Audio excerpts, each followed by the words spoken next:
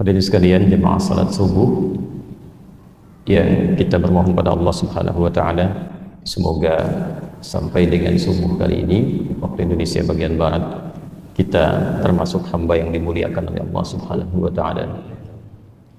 Untuk itu, demi mencapai harapan dan kemuliaan dimaksud, Nabi sallallahu alaihi wasallam seringkali mengingatkan dalam setiap kesempatan yang didapati oleh beliau, ideal untuk mengingatkan, khususnya sepekan sekali paling minimal dalam kesempatan Jumat, agar kita senantiasa menjaga nilai-nilai kemuliaan kita di hadapan Allah yang oleh Al-Quran diungkapkan dengan kata takwa.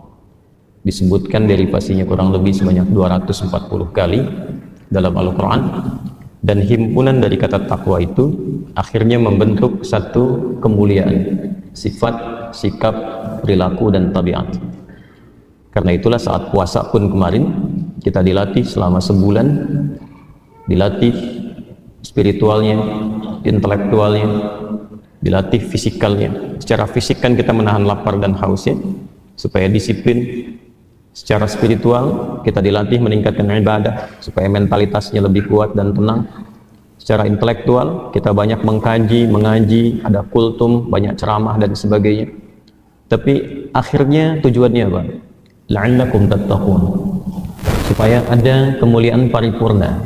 Cara berpikirnya mulia, cara bersikapnya mulia. Itu tujuan akhirnya. Karena itu orang-orang yang menjadi alumni Ramadan, juga bagian dari hidupnya, baik perilakunya, pandangannya sebelumnya, pendengaran sampai ke ujung kaki, itu bisa mengarah pada perilaku yang lebih baik daripada sebelumnya. Cara berpikirnya lebih baik. Banyak orang pintar, tapi juga belum tentu berpikirnya baik. Kepintarannya digunakan pada sesuatu yang terlarang bahkan.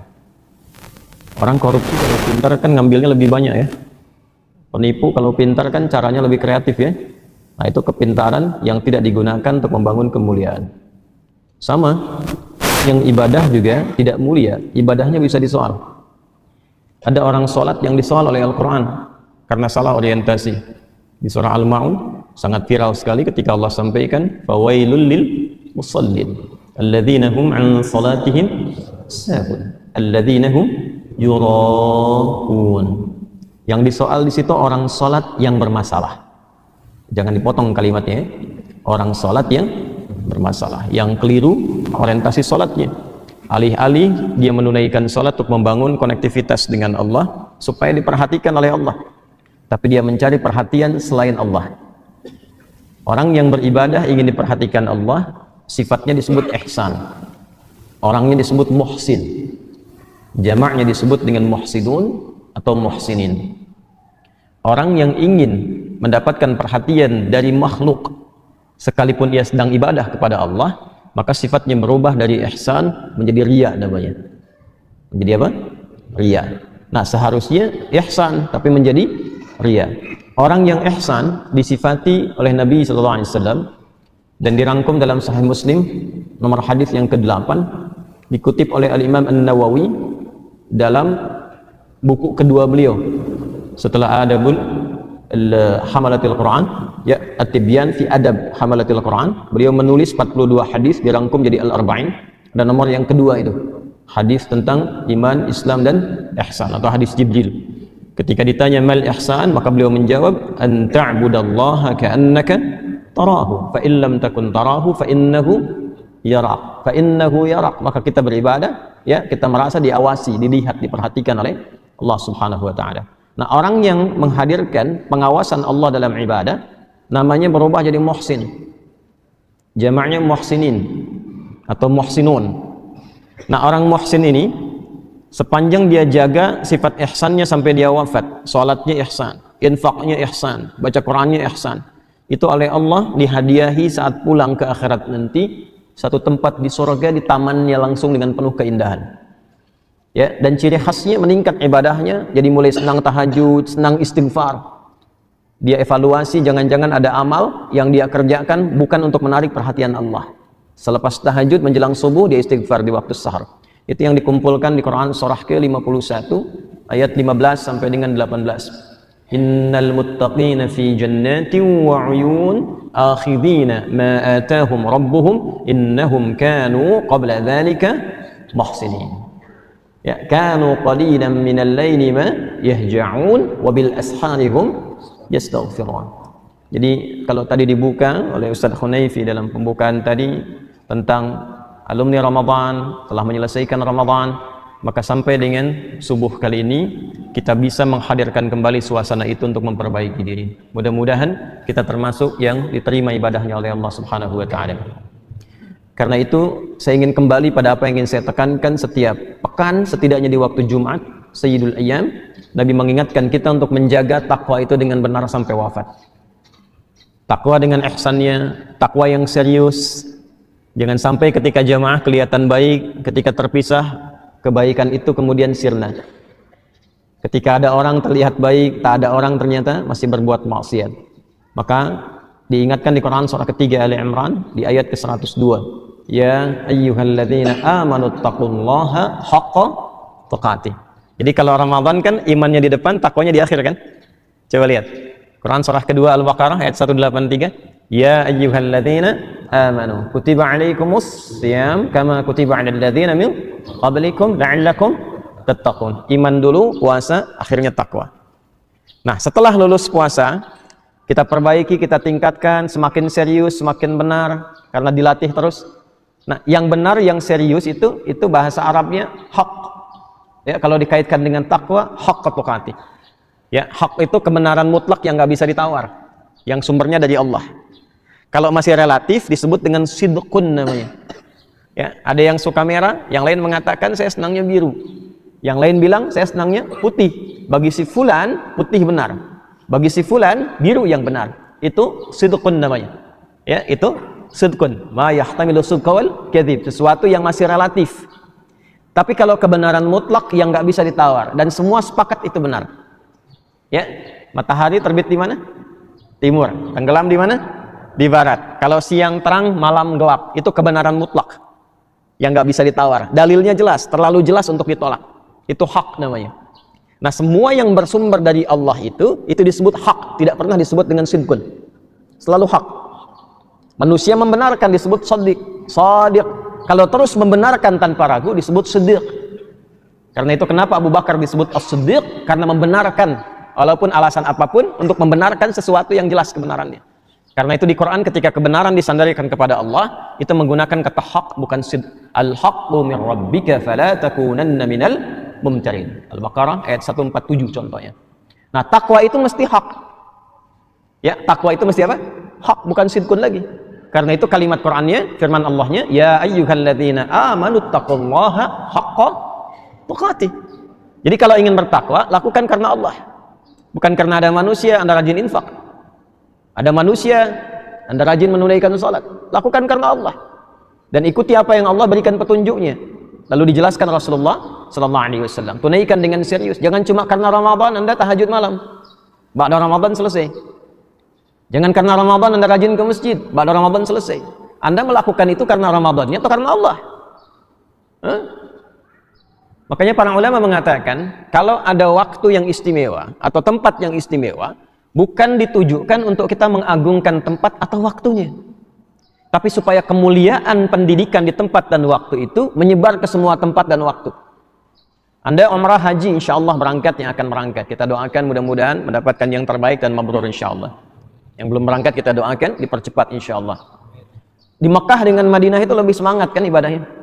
Ya, nah Mekah Madinah itu bukan untuk dikultuskan, tapi supaya berlatih di sana sehingga aura Mekah dan Madinah dibawa ke setiap tempat, sehingga kita merasakan semangat yang mendekati setidaknya walaupun tidak serupa. Jadi keberhasilan menunaikan ibadah umrah dan haji ketika pulang dari sana lebih semangat ibadahnya.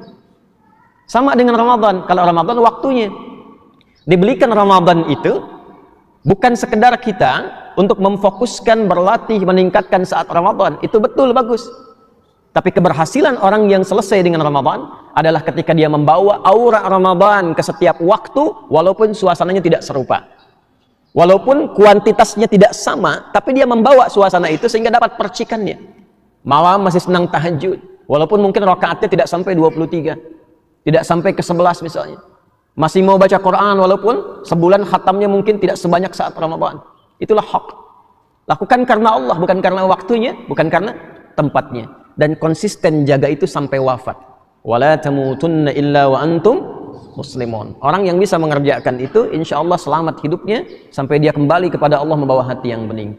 Izinkan saya memulai dengan itu dulu sebelum kita mengkaji, untuk mengingatkan kita bersama, saya pribadi dan kita semua, sehingga apa yang telah kita lalui itu setidaknya menghasilkan satu pedoman yang konsisten dan tidak sia-sia kita melewatinya. Itu poin penting yang ingin saya sampaikan.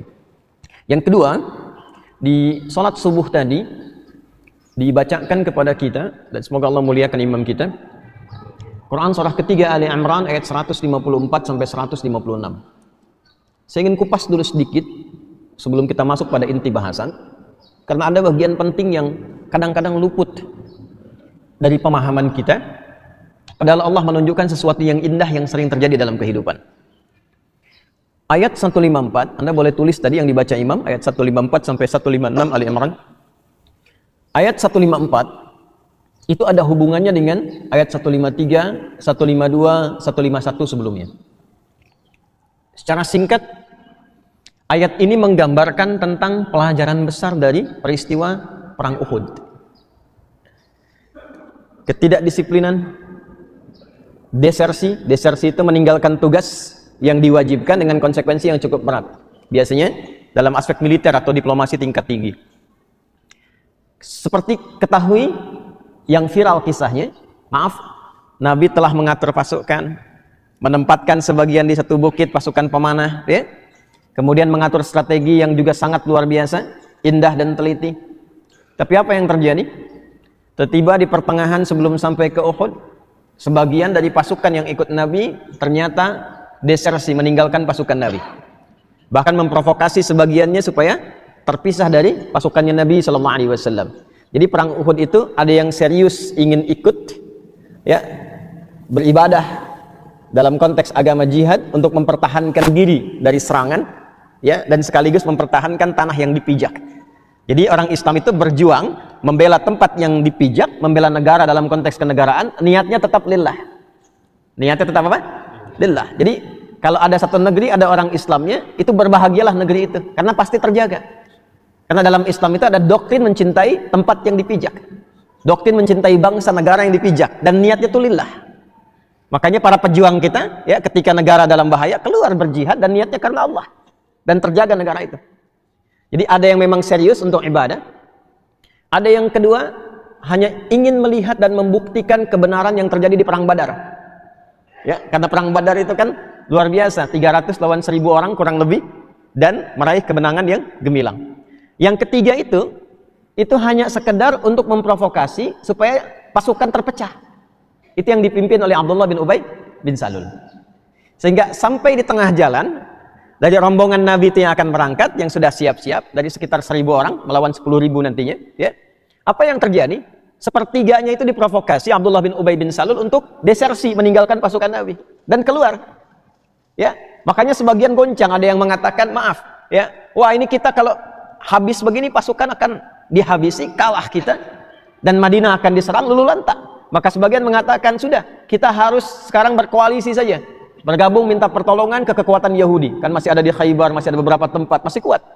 Yang lain mengatakan kita minta bantuan ke Romawi, ya, ke Nasara pada saat itu, karena takutnya nanti ini kalah, Madinah hancur. Maka saatlah turun Al-Maidah ayat 51 itu, ya. Hai orang-orang beriman, ya ayyuhalladzina amanu la tattakhidul yahuda wan nasara awliya, ya. Kalau kamu memang beriman, buktikan keimanan kamu, membela tanah air kamu. Ya, itu doktrin tanah air itu luar biasa di situ. Jangan karena kemudian Anda melihat pasukan besar, Anda bangsa yang Anda hidup di situ, makan di situ, beraktivitas di situ, tiba-tiba Anda tinggalkan bergabung dengan kelompok lain, bangsa lain. Ya, makanya berbahagialah jadi muslim, negaranya mesti bangga, mesti bahagia, karena pasti kalau sudah muslim itu cinta tanah air. Sudah pasti itu. Ya, kata Allah, pertahankan sampai titik akhirmu. Di situ ada pahala dan niatkan karena Allah, itulah jihad namanya. Itulah jihad. Maka yang terpisah itu kemudian keluar, tersisa pasukan, ya, selebihnya 600 sampai 700 orang. Nabi atur tuh. Ini pasukan pemanah Jabal Rumat. Nanti yang main ke Madinah diperkenalkan oleh pembimbingnya. Ini Jabal Rumat. Nanti datangnya lewat sini. Khalid mengatur strategi dari pasukan-pasukan dari Makkah tuh begini. pertarungannya berada di tengah-tengah begini. Bayangkan antara memanah dengan kecepatan angin berapa knot tuh sampai di situ, ya, dan seterusnya. Maka secara singkat apa yang terjadi? Karena tidak disiplin, menyalahi kemudian ketentuan Nabi, tidak disiplin dengan aturan, singkatnya ya kalah pada masa itu, dan Allah izinkan untuk kalah.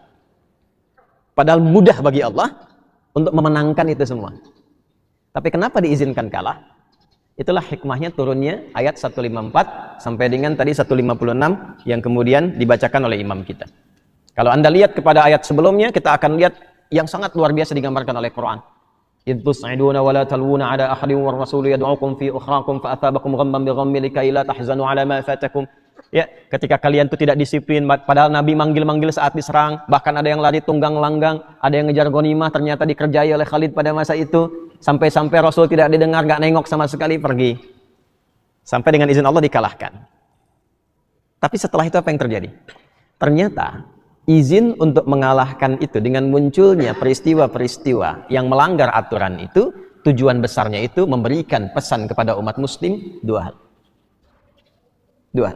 Satu, seringkali dalam sesuatu yang tidak ideal yang kita dapati, bukan hanya perang Uhud, mungkin di rumah tangga, ini poinnya, mungkin di kantor, mungkin di kampus, mungkin di pekerjaan, ada sesuatu yang tidak ideal yang kadang-kadang kita rasakan tidak ingin terjadi, ya, kekacauan misalnya di kantor, sesuatu yang kurang baik terjadi melahirkan percekcokan dalam kehidupan rumah tangga, suatu perselisihan di kampus dan sebagainya di kehidupan sekitaran kita.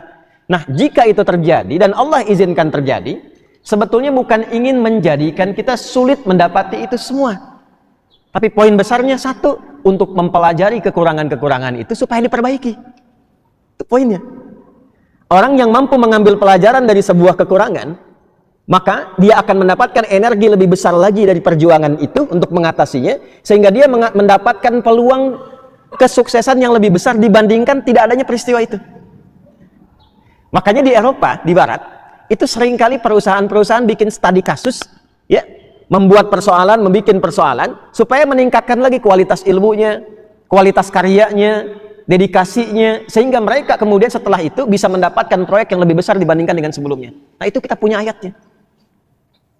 Yang kedua, kita bisa memitigasi dan memetakan lingkungan sekitaran. Mana orang-orang yang benar, mana orang bermasalah, masalahnya apa. Setelah mengetahui semuanya dan petanya ada, maka lebih mudah untuk mengatasinya. Maka itulah kemudian turun ayat 154 untuk menyampaikan, ya, thumma anzala 'alaikum min ba'dil ghammi amanatan nu'asa. Maka setelah peristiwa itu terjadi, Nabi diberikan oleh Allah gambaran, nih yang selama ini kelihatan mendukung engkau ternyata ada yang munafik. Ini ternyata yang meninggalkan engkau di lapangan.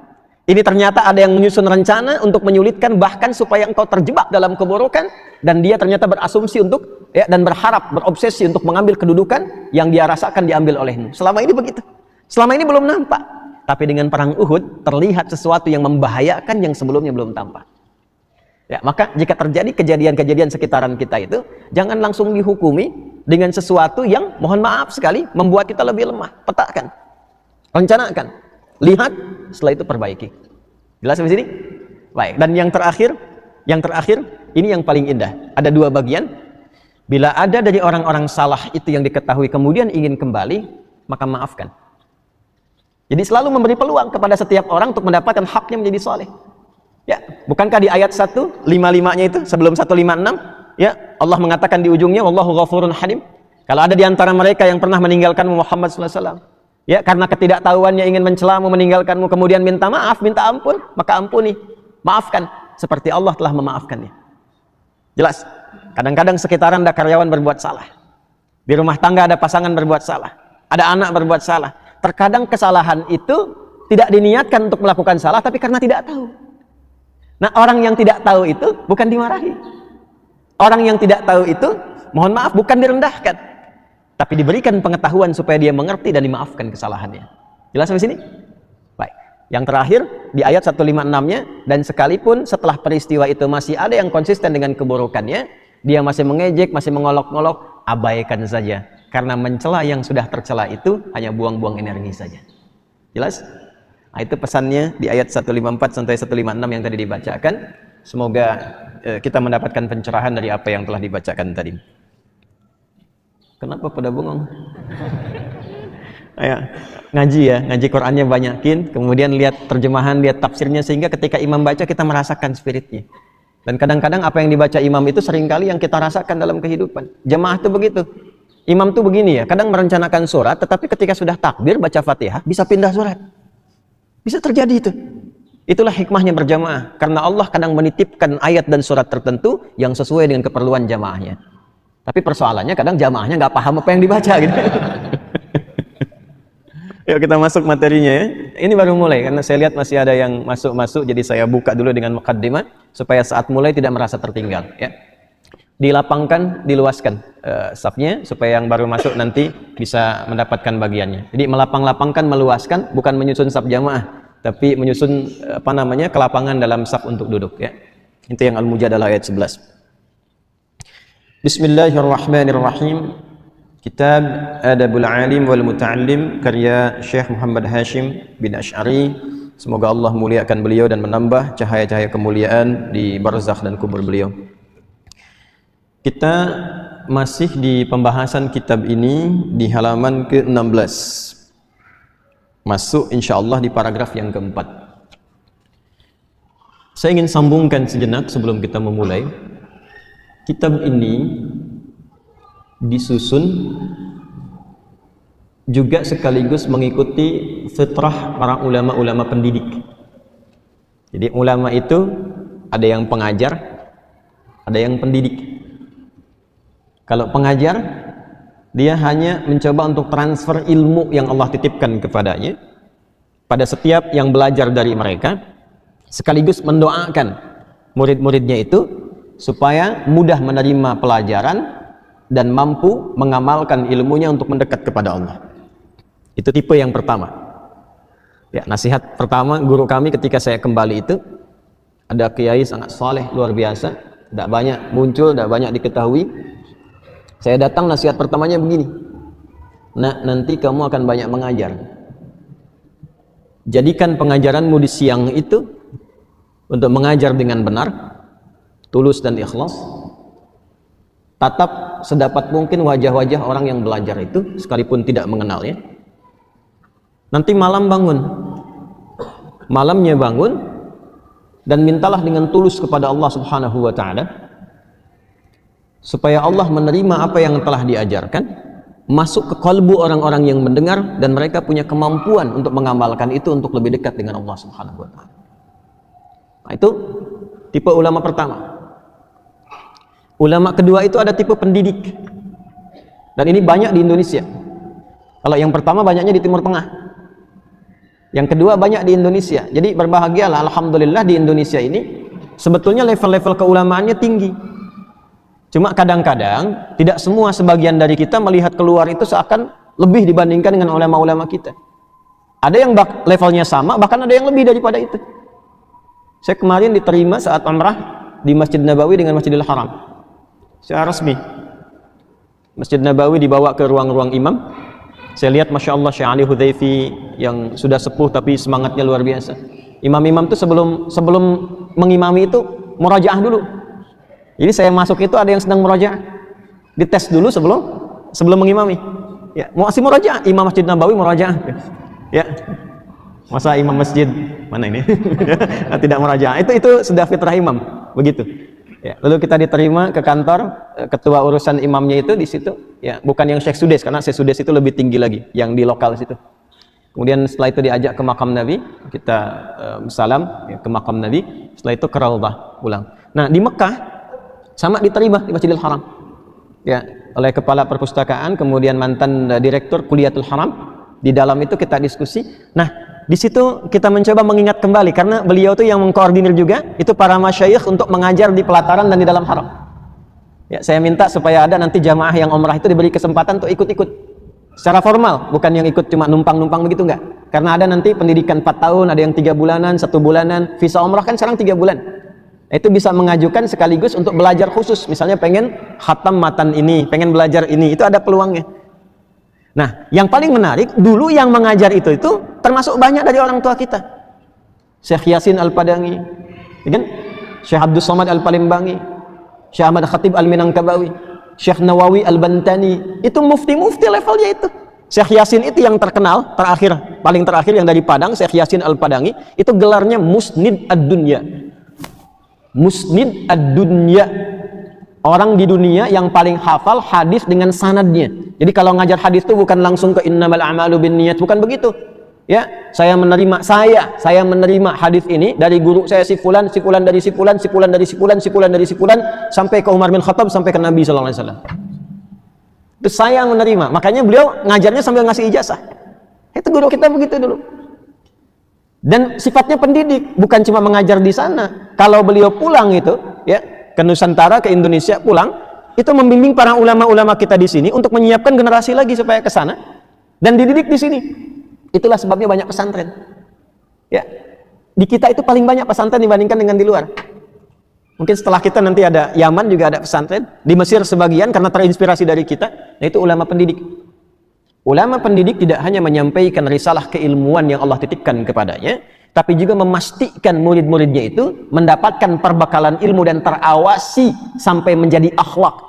Jadi kan ada akidah, ada ibadah, ada muamalah, ada akhlak sampai berwujud perilaku. Antum akidah iman, wujud imannya kan sholat, menyembah Allah, kan? Orang kalau beriman kan harus dibuktikan ya.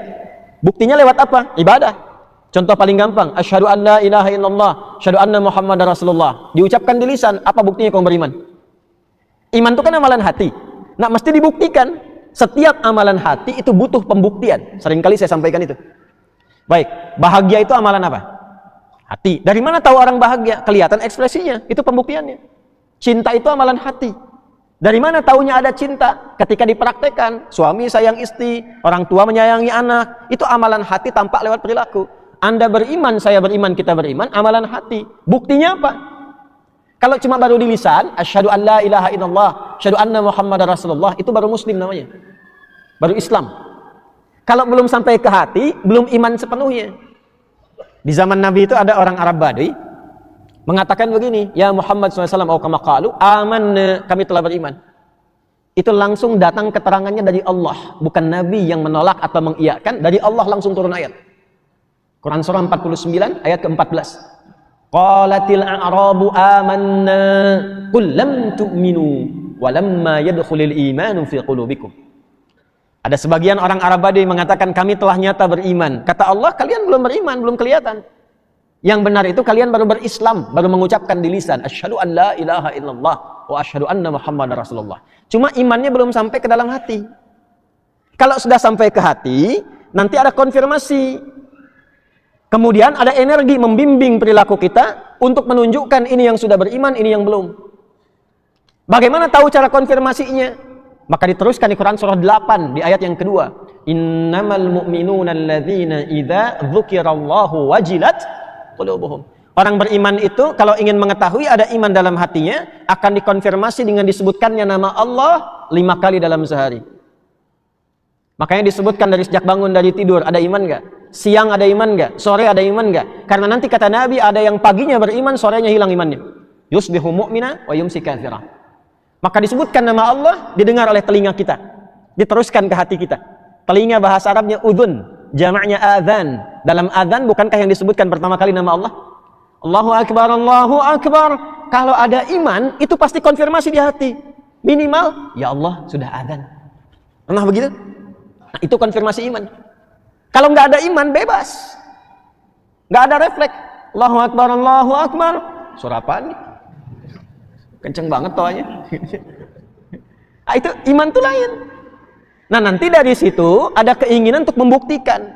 Bagaimana caranya? Diatur lewat petunjuk Nabi. Turun perintah Allah, salat. Nabi ajarkan bagaimana cara salatnya. Maka salat pembuktian dari keimanan kita kepada Allah. Turun ayat Quran surah ke-20 Thaha, ayat yang ke-14. Innani anallahu la ilaha illa ana fa'budni wa aqimis salata lidzikri.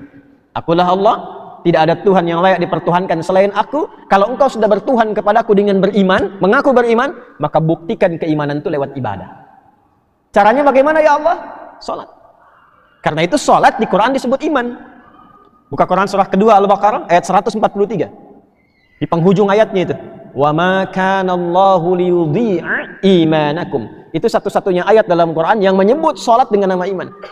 Aku nggak akan pernah menyia-nyiakan sholat yang ditunaikan karena iman kalian. Kalimat sholatnya dibuang, kalimat imannya ditampilkan untuk menunjukkan pentingnya sholat membuktikan keimanan. Kayaknya hati-hati dengan sholat tuh. Ya. Nah, kembali ke sini, untuk menunaikan sholat itu dengan baik, untuk menunaikan ibadah itu dengan baik, butuh ilmu. Untuk mendapatkan ilmu itu dengan baik, butuh pengajar yang benar. Pengajarnya disebut dengan alim, jamaknya disebut dengan ulama. Tipe ulama itu ada dua. Ada yang sifatnya hanya mengajar dan mendoakan, ada yang sifatnya mendidik, mengajar, mendoakan, dan memastikan pengajaran itu sampai kepada murid sehingga berwujud akhlak, bukan cuma ibadahnya saja. Antum sekarang sudah benar sholatnya misalnya, dari awal sampai akhir, rukun syaratnya benar. Kebenaran itu hanya menggugurkan kewajiban untuk mendapatkan pahala. Tapi manfaat sholatnya dapat nggak? Nah, ini yang saya maksudkan nih. Ya, sebelum kita sampai ke sini. Contoh begini, barusan sholat kan? Ya. Nah, kalau sholatnya benar dari awal sampai akhir, wudhu sebagai syarat benar, takbir pembuka sholat benar, sampai dengan salam, itu kewajiban gugur. Kewajiban sholat subuh gugur.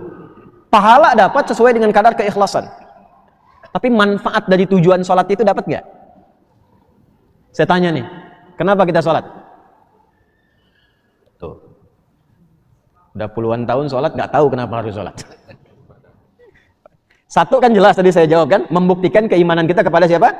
Allah. Itu baru hablum minallahnya. Sedangkan dalam Islam itu kan dua konsepnya, hablum minallah, yang kedua hablum minal makhlukat, bukan hanya dengan manusia, dengan hewan, dengan tumbuhan dan sebagainya. Nah, kalau yang pertama kaitan dengan Allah, selesai kita, begitu salam selesai dengan Allah. Kaitan dengan manusianya apa?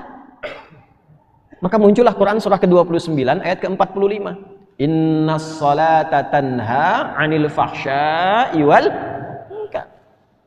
Kaitan dengan manusianya, setelah salat itu, salat yang benar ditunaikan mampu merubah orang yang salat itu menjadi lebih baik, terbebas dari dua sumber keburukan, baik fahsya yang bersumber dari syahwat, zina, pornografi, porno aksi, LGBT, kata-kata jorok. Jadi nggak ada orang salat kalau salatnya benar itu kata-katanya kotor tuh nggak ada. Nggak ada orang salat yang terjebak LGBT. Nggak ada orang yang sholatnya benar yang senang pornografi. Nggak ada orang yang sholatnya benar yang senang dengan perbuatan-perbuatan menyimpang. Itu nggak ada. Ya contoh paling gampangnya kan dulu pezina banyak di era-era dakwah Nabi Jahiliyah itu. Dan semua jenis zina mereka itu khatam. Semua jenis zina khatam. Tapi setelah mereka dididik dengan sholat, hilang semua zina itu. Bahkan memuliakan dengan sesama. Mungkar itu keburukan yang diingkari oleh hati, sumbernya nafsu perut dan akal. Nafsu perut itu karena terlalu lapar mencuri, ditambah dengan akal korupsi. Kan orang bilang kalau ayam mencuri, ya kan? Kalau lebih besar korupsi kan? Padahal sama-sama mencuri kan? Ya kan? Sapi makannya apa? Rumput. Nah, ada orang makannya aspal. Ya. Yang harusnya 7 cm jadi 5 cm jadi 2 cm gitu kan? Ya. Nah, itu mungkar namanya. Sehingga banyak rusak, banyak dicek-cek gitu kan? Ya, dipastikan bagus lagi. Nah, itu mungkar. Maaf, mencuri, membuat hoax, berselisih, menipu, sampai ke tingkat tinggi membunuh dan sebagainya, itu mungkar. Orang sholat itu mustahil mengerjakan itu. Karena saat dia selesai sholat, dia sudah terkoneksi dengan Allah. Makanya begitu tuntas sholatnya, dia sudah merasa diawasi Allah, nyambung dengan Allah. Ya bagaimana orang diawasi Allah berbuat maksiat ketika dia sadar Allah mengawasinya? Itu yang dimaksud Quran surah ke-4 An-Nisa ayat 103. فَإِذَا قَضَيْتُمُ الصَّلَاةَ فَاذْكُرُوا اللَّهَ قِيَامًا وَقُعُودًا وَعَلَى جُنُوبِكُمْ. Kalau engkau sudah tuntas mengerjakan sholat, maka engkau akan punya koneksi. Kalau benar sholatmu, engkau terkoneksi dengan Allah. Zikir itu terkoneksi, nyambung. Kalau merasa belum connect karena banyak pikiran dunia, padahal harusnya dibuang. Ya, makanya saat sholat kan kita mengangkat begini kan? Itu diantara ilmu hikmahnya. Ketika sedang sholat itu buang urusan dunia ke belakang, jangan dibawa. Pasrahkan diri kita sepenuhnya pada Allah, buang ke belakang. Ini kadang yang terjadi, tangannya begini, dunianya malah ikut. Makanya ketika takbir itu, lisan mengucapkan Allahu Akbar, tapi di pikirannya, handphonemu akbar, proyekku akbar, sendalku akbar, jemuranku akbar. Karena dunia ikut. Kan? Sering terjadi begitu ya? Ya? Kembali. Nah, ini yang menjadikan manfaat sholat gak diraih. Akhirnya apa? Tanha anil fakhsya'i wal munkarnya gak dapat. Konektivitasnya berkurang. Untuk menutup itu pasca sholat kemudian diajarkan zikir. Kenapa akhirnya istighfar zikir pertama yang kita ucapkan? Kan ba'da sholat itu assalamualaikum warahmatullah. Salam itu menutup sholat. Assalamualaikum warahmatullahi wabarakatuh. Assalamualaikum warahmatullahi wabarakatuh. Selesai nih. Bukankah setelah itu istighfar? Istighfar dulu kan? Kenapa zikir pertama urutannya istighfar? Karena kita memohon ampun kepada Allah, karena barangkali yang harusnya khusyuk itu maksimal, terganggu dengan keadaan pikiran yang tidak bisa dikontrol. Itulah sebabnya. Nah, istighfar itu membuka kita supaya menyambung terus, sehingga ketika subhanallah, alhamdulillah terkoneksi. Keluar dari masjid sudah ingat Allah. Makanya kalau keluar dari masjid ingat Allah, tidak akan pernah terjadi tertukar sendal. Ingat Allah. Nggak ada kehilangan kotak infak. Nggak ada. Nah, kalau keluar dari masjid saja sudah bagus, apalagi dibawa ke rumah, dibawa ke kantor, nggak akan berbuat maksiat. Nah, itu tujuannya tanha 'anil fahsya'i wal munkar. Nah, yang bisa menyampaikan itu dan memastikan betul-betul menjadi baik, itu ulama pendidik. Makanya di pesantren itu bukan cuma diajar di kelas, sampai di asrama dilihatin, diawasi, didoakan, dipantau perkembangannya. Nah, ini beliau Hadratus Syekh ini termasuk ulama pendidik. Bahkan memastikan setelah ketiadaannya pun murid-muridnya masih bisa belajar lewat karya yang dituliskan oleh beliau. Maka muncullah kitab ini, Adabul Alim wal Muta'allim, untuk mengajarkan kepada kita, kepada siapa Anda kalau ingin belajar. Kalau yang ingin belajar pada ulama pengajar, bagaimana cirinya? Kalau ingin belajar pada ulama pendidik, bagaimana cirinya? Dan apa manfaatnya? Jelas? Nah, itu mukaddimahnya, sekarang kita bacakan misinya. Saya ingin Anda paham kenapa kita ngaji mas sampai ke situ. Nah, sekarang kita masuk ke paragraf yang keempat. Saya kira sudah dibagi ya kopiannya itu. Ya, insyaallah nanti kalau ada yang belum dapat, tawakal ya. Ya. Nanti insyaallah dikopikan. Kalau perlu begini aja. Nanti tolong tim admin ya. Apa yang mau kita pelajari dipoto terus diupload ya di media sosial kita itu, supaya nanti bisa di-download sama teman-teman dan Anda bisa print sendiri atau nanti buka saat kita sedang belajar ya. Kita masih di pembahasan kemuliaan seorang alim, bagaimana menjaga mereka, memuliakan mereka dan mengambil ilmu dari mereka. Bismillahirrahmanirrahim. Paragraf keempat, dua paragraf sebelum akhir, halaman 16. Qala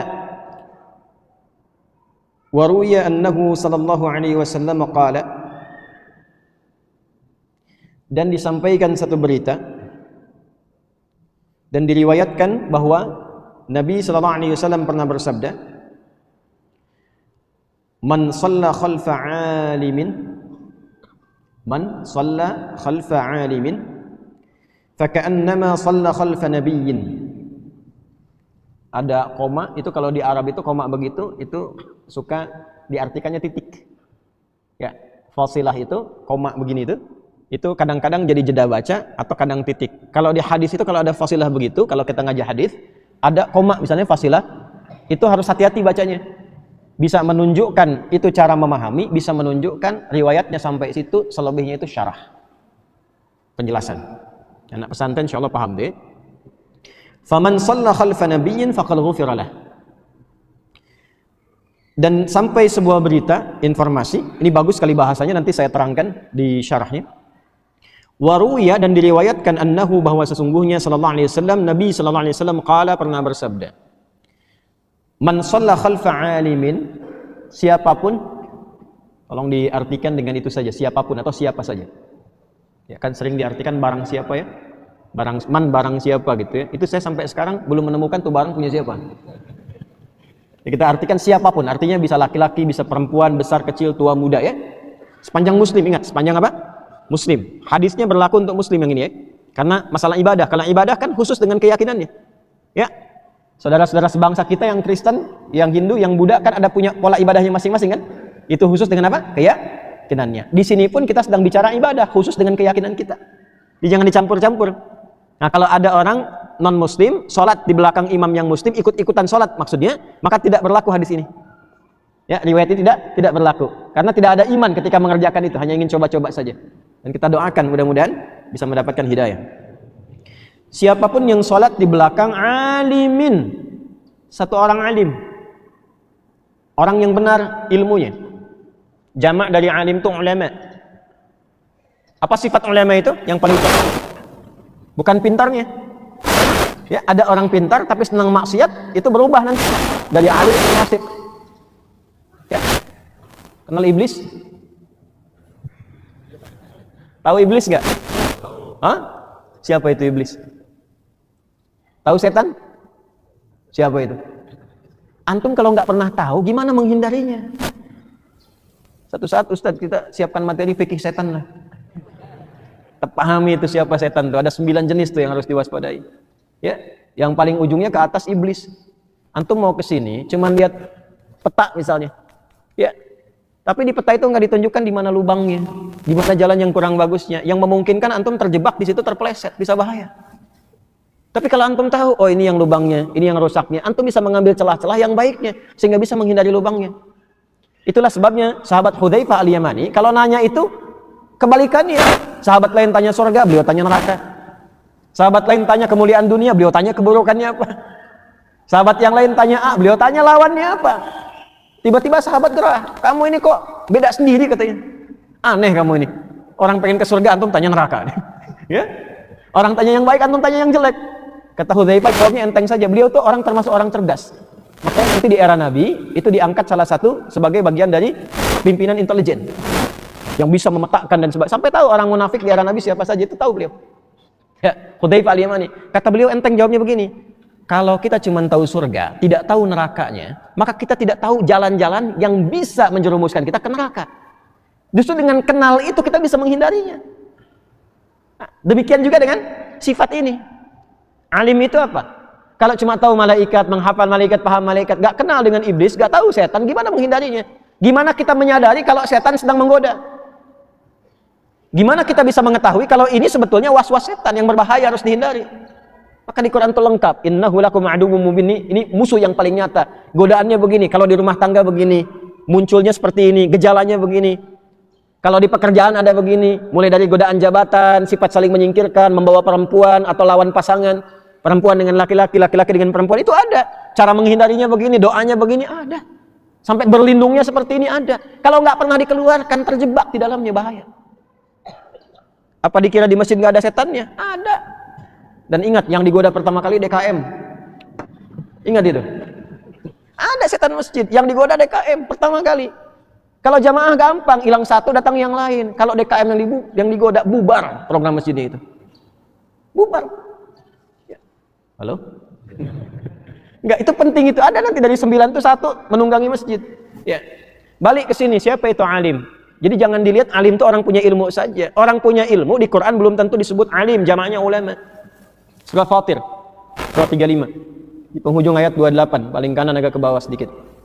Innama yakhshallaha min ibadihil ulama. Alim itu bukan cuma pintar. Tapi kata Allah itu punya sifat khasyah yang tinggi kepada Allah. Khasyah itu di atas khauf biasanya. Kalau khauf standar. Khauf, khasyah itu rasa takut. Rasa takut yang menjadikan kita berhati-hati dalam bersikap. Ada ketakutan, kegelisahan standar, namanya khauf. Ustaz sampai jam berapa ya ngajar? Saya khawatirnya sampai jam 7, saya ada janji nih. Saya belum sarapan, kebetulan gak puasa hari ini. Ya, belum tentu ada snack dari DKM, ya kan?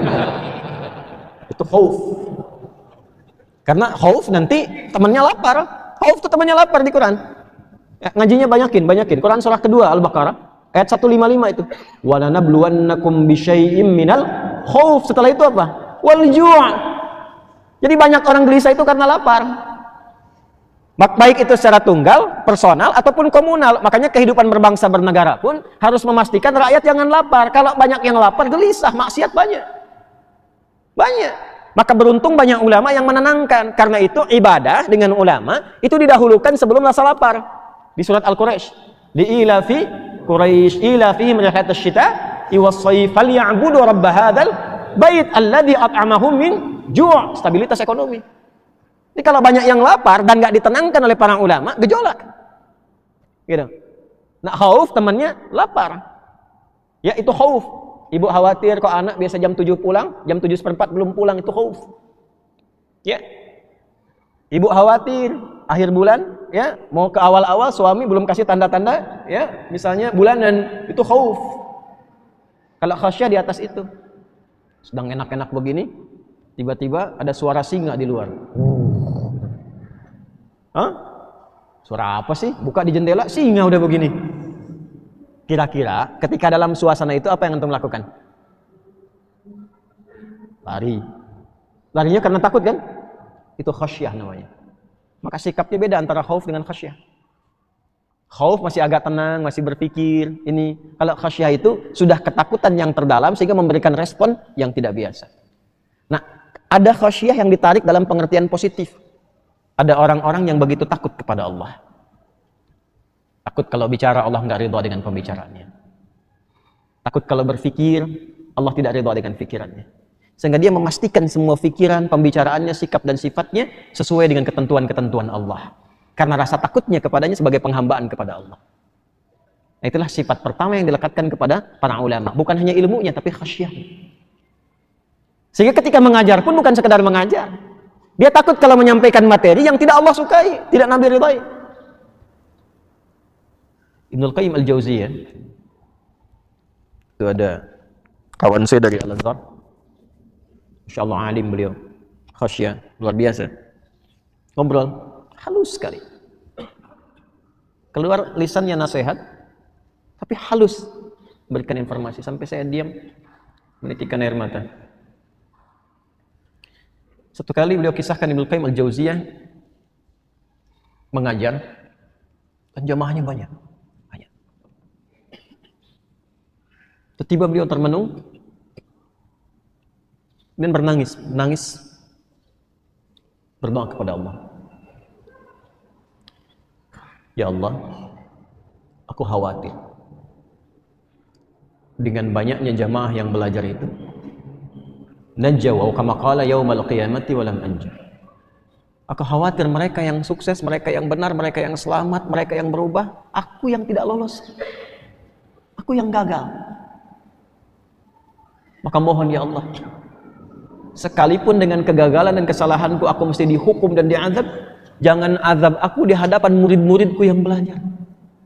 Karena aku khawatir justru azab itu yang mengantarkan mereka pada keselamatan. Sedangkan aku tidak selamat. Jadi antum jangan kira jadi ulama itu begitu mudah, tidak. Godaannya banyak.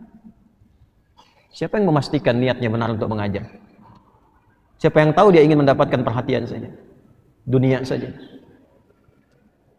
materi, amplop, popularitas, kadang-kadang berselisih karena ada atau tidak adanya jamaah, sepi atau ramainya jamaah. Siapa yang tahu? Fitnahnya besar ya akhi, fitnahnya besar. Nah, itu yang menjaga itu semua sifat khasyah. Ada seorang berlimul yang khasyah, yang alim. Itu khasyah itu bukan hanya dalam sholat, yang ketika sholat khusyuk bacaannya, sujudnya lama, menikmati, bukan itu saja. Ada khasyah dalam mengajar. Ini kisahnya seorang alim, muridnya banyak. Tiba-tiba ada guru lain yang mengajarnya lebih enak, lebih bagus dalam menerangkan. Sebagian pindah. Ternyata semakin pindah, tersisa cuma 1-2 orang. Allahu Akbar. Itu dari yang jemaahnya banyak, kita bilang ratusan misalnya, tersisa 1-2 orang. Cara mengajarnya tidak berubah. Keseriusannya, kesungguhannya, perhatiannya, nggak berubah sama sekali. Ada temannya yang lihat, ditanya, antum kok ngajar 100 dengan ngajar 1-2 orang, semangatnya tetap sama. Bukankah bisa santai aja cuma 1-2 orang? Apa jawab beliau? Karena aku ini mengajar karena Allah, bukan karena jamaahnya. Ini amanah yang Allah titipkan kepadaku. Aku nggak peduli berapa yang datang, terserah Allah sampaikan berapa kepadaku. Tapi ketika Allah yang amanahkan, mau berapapun jumlahnya, maka aku merasa ketika mengajar sedang diperhatikan oleh Allah Subhanahu wa Ta'ala. Seorang penghafal Quran, sholat Ramadan, di samping seorang tua sepuh, yang satu penghafal Quran, yang satu belum hafal. Imamnya bacaannya panjang, rakaat pertama Al-Baqarah hatam, tarawih ya. Jadi begitu rakaat kedua ada goyang-goyang kakinya tuh. Begitu salam jeda sebentar, iseng nanya, yang kakek santai aja, diam, tenang, ya kan? Tanya, kek, kenapa kakek bisa begitu tenang sholat? Sedangkan saya yang hafal Quran aja udah goyang-goyang. Anda kan sholat karena hafalan Quran Anda dan kekuatan Anda untuk menunaikan sholat. Sedangkan saya sholat karena iman saya dan merasa diawasi oleh Allah Subhanahu wa Ta'ala. Nah, alim itu yang pertama kali khasyahnya. Kalau Anda menemukan orang seperti itu dan sholat di belakangnya, ya, di belakang orang alim ini yang punya sifat khasyah, yang ilmunya baik, tahu fikih sholat, ya, apalagi pengalaman banyak. Karena yang pertama setelah faqih itu adalah usia. Semakin usianya banyak, maka dikedepankan. Ya, dalam fikih imam. Yang pertama itu fikih imam dulu. Walaupun usia sepuh nggak tahu fikih, jangan maksa. Jangan maksa. Anda boleh jadi bos, direktur di perusahaan, tapi belum tentu jadi imam di masjid. Ya, karena saya ada pengalaman di situ tuh. Satu kali mimpin pesantren, alhamdulillah qadarullah jamaahnya itu dari pimpinan-pimpinan tuh, unsur institusi. Dan pengen jadi imam. Sebelum saya datang pun katanya sudah positifnya itu selalu pengen jadi imam. Begitu saya dengarkan bacaannya agak bermasalah tuh, sehingga sering terjadi gempa. Goyang hati kita itu ya.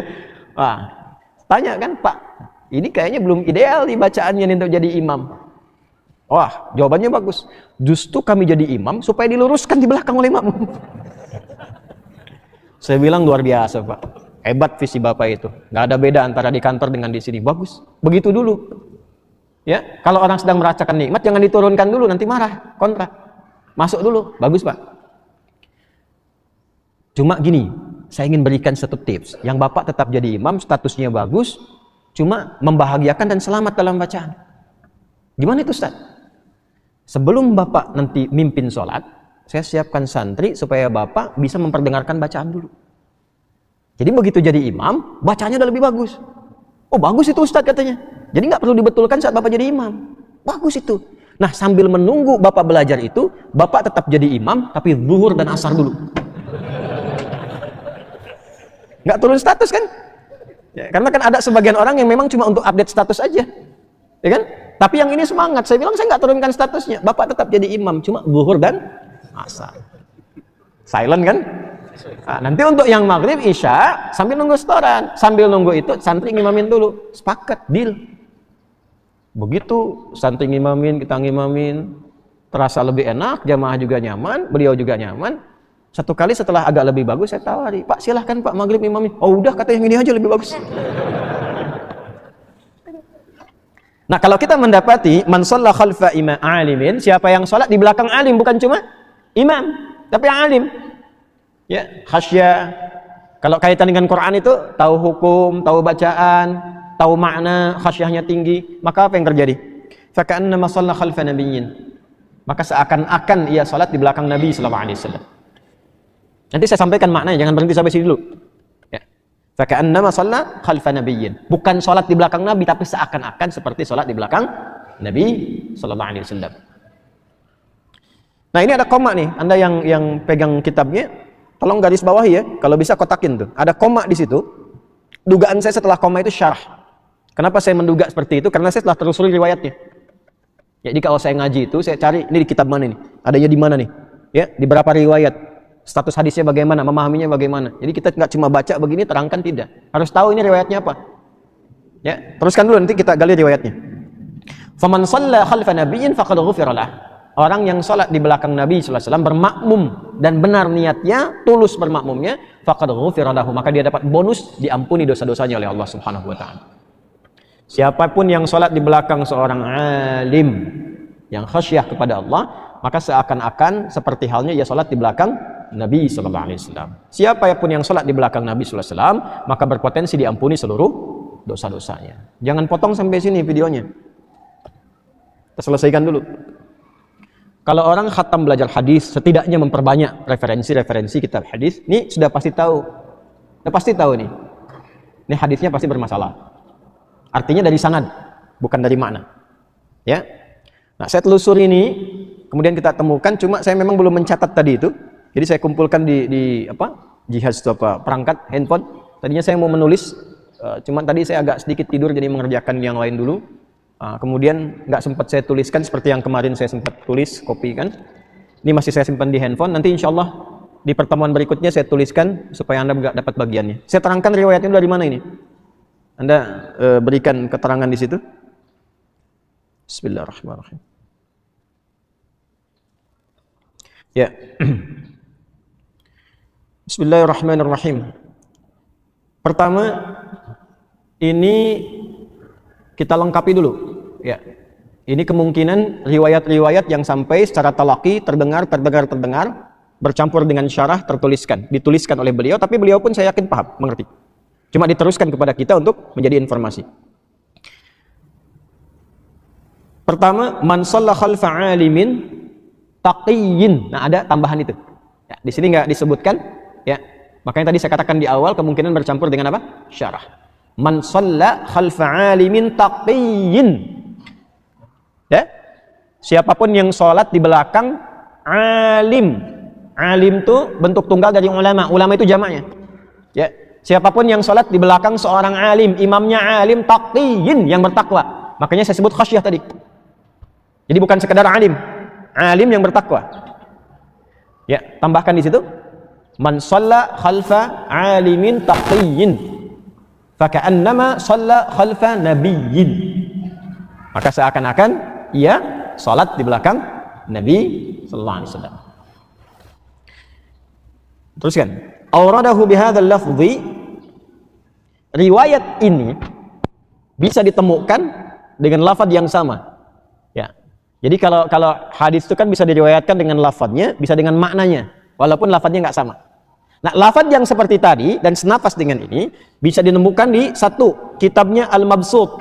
Saya sudah lihat ini. Ya, Al-Mabsut itu di fikih Hanafi. Di kitab Al-Mabsut karya As-Sarkhasi, Al-Imam As-Sarkhasi, juz 1 halaman 42. Ini kan nggak disebutkan sini. Ya, nggak disebutkan. Satu di kitab Al-Mabsut karya Al-Imam As-Sarkhasi fikih Hanafi, juz 1 halaman 42. Sudah? Kedua, Imam Al-Marghinani. Imam Al-Marghinani dalam kitabnya Al-Hidayah, juz 1 halaman 57. Juz 1 halaman 57. Ini ngaji. Kita sedang ngaji ya. Kalau enggak sedang ngaji detil mungkin ya enggak disebutkan selesai. Tapi Anda enggak tahu ini hadis apa bukan. Ya kan? 3. Di kitab Bada'i'us Sana'i'. Bada'i'us Sana'i karangan Imam Al-Kasani. Juz 1 halaman 158. Juz 1 halaman 158. Wa ghairuhum hakadha biduni sanadin wala azwin ila ahadin minal mukharrijin. Nah, cuma sayangnya di kitab-kitab 3 yang disebutkan tadi dan selainnya itu tidak disebutkan referensinya, siapa yang keluarkan, sanadnya sampai ke Nabi. Cuma kalimat aja. Ya. Jadi informasi yang terus bersambung secara lisan. Kalau dulu kan jarang ngajinya bisa nulis-nulis gitu ya. Dulu orang ngaji itu dengan talaqi, lalu dikuatkan dengan tulisan. Nah, ini riwayat ini termasuk riwayat yang tersambungkan dari lisan ke lisan, tapi nggak bisa dilacak sanadnya siapa sampai ke Nabi. Nggak ditemukan sanad. Sedangkan dalam hadis itu ketat ketentuannya, mesti ada sanad. Sanad itu transmisi jalur orang-orang yang menerima sampai ke Nabi untuk menunjukkan kebenaran di risalah Islam, bukan di karang-karang. Kalau nggak ada sanad, berarti semua orang bisa kreasi. Ya, sudah ada mazhab Syafi'i, mazhab Hambali, mazhab Maliki, mazhab Hanafi, ntar bikin mazhab Uwah nanti. Salah. Ya. Mazhab apa? Ya. Tidak usah aneh-aneh lah. Ya. Nah, makanya kata Imam Muslim, antum kalau ngaji Sahih Muslim, itu syarah Imam Nawawi itu ada 9 jilid. Buka jilid pertama. Sejak muqaddimah itu langsung dibuka dengan babul isnadi minad din. Lalu dibuka dengan perkataan Anim Ibnu Sirin rahimahullah taala. Ya. Bab pembelajaran ilmu dalam Islam semuanya bersanad dan termasuk bagian dari agama. Laulal isnadu laqala an-nasu ma yasha'u aw kama qala.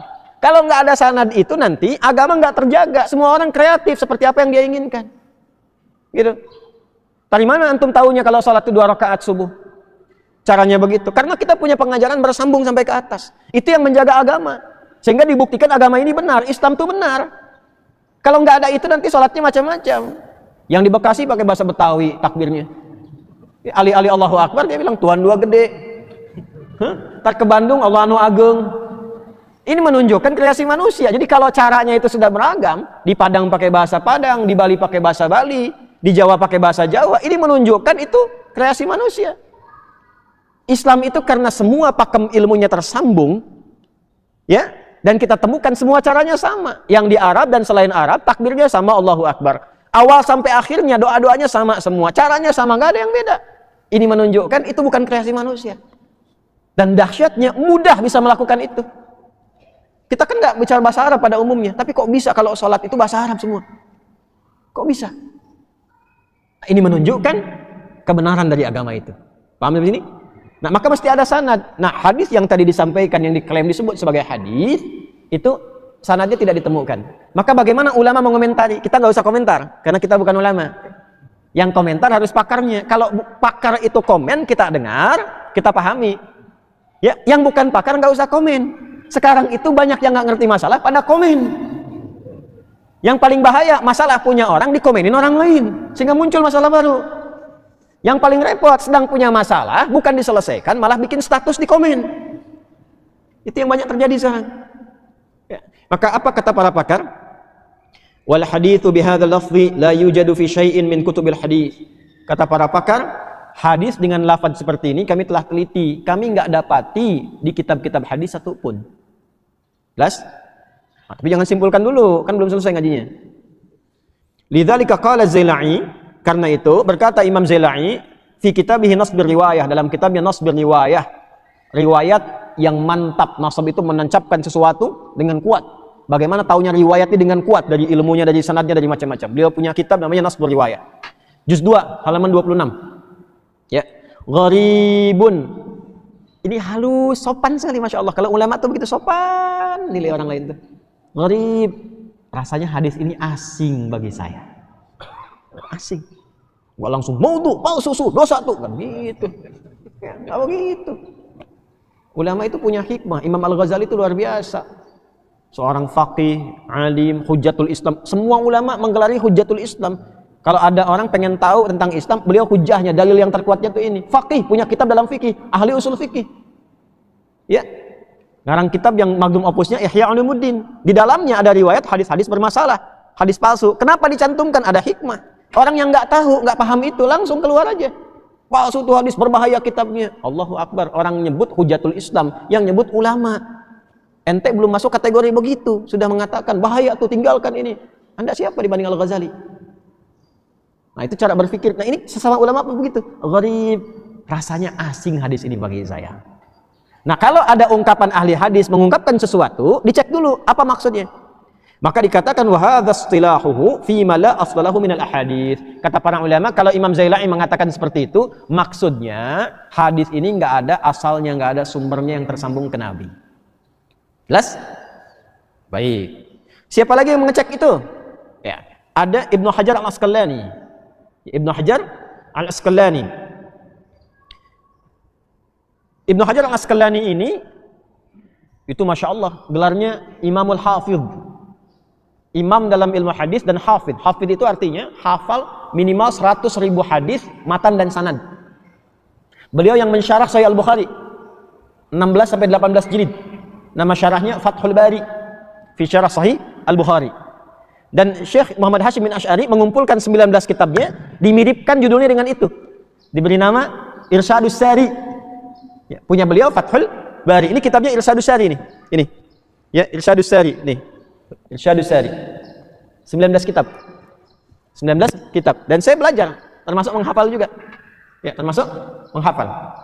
Ya, dari kitab pertama Adabul Alim wal Muta'allim, Risalah Ahlussunnah wal Jamaah, sampai yang keempat An-Nurul Mubin fi Mahabbati Sayyidil Mursalin, terus sampai yang ke-19.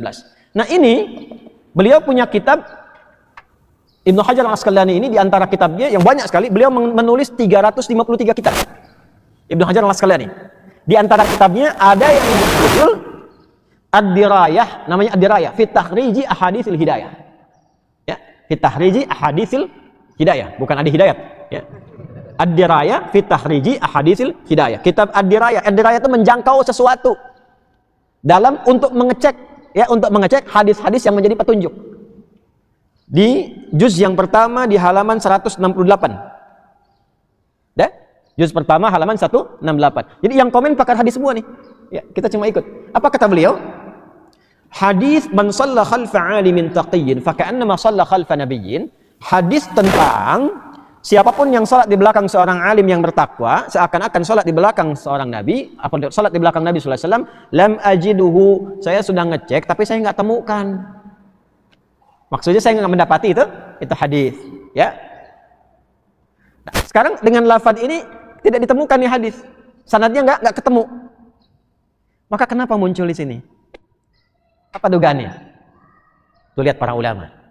Mereka tidak langsung menghukumi jangan amalkan, jangan dengarkan, tidak. Tapi dicari lagi, ada enggak riwayat yang senafas maknanya dengan ini, sehingga disimpulkan jangan-jangan hadisnya yang ini itu sebetulnya syarahnya. Atau kalimat maknanya karena hadis boleh diriwayatkan dengan makna. Tuh. Karena itu kita temukan nanti di satu yang sama, itu bisa beda lafadznya, tapi intinya sama. Karena hadis boleh diriwayatkan dengan apa? Makna. Lihat, pernah dengar hadis ini enggak? Buniyal Islamu ala khamsin. Islam itu disusun dengan 5 dasar. Pernah dengar? Syahadatin an la ilaha illallah. Pertama syahadat. Syahadu an la ilaha illallah wa syahadu anna Muhammadan Rasulullah. Kedua, tuqimas iqamatis shalah, salat. Ketiga, itaiz zakah. Zakat dulu. Keempat apa? Puasa ya. Nah, di hadis Al-Bukhari haji dulu. Haji, kelima baru puasa. Nanti ada hadis lain yang keempat puasa, kelima haji. Ya, walaupun beda di urutan tapi sama di makna. Kenapa? Karena hadis boleh diriwayatkan dengan makna. Yang penting secara sanad dia dipastikan bersumber dari Nabi. Orangnya tidak bermasalah. Itu bedanya dengan Quran. Kalau Quran harus dengan lafadznya.